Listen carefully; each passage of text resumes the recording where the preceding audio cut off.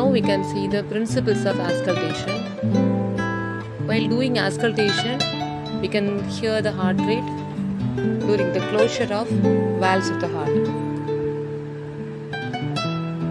Closure of the tricuspid and the mitral valves, that is AV valves, produce the first heart sound. Closure of the aortic and pulmonic valve produce second heart sound. Opening of the valves can only be heard if they are very damaged.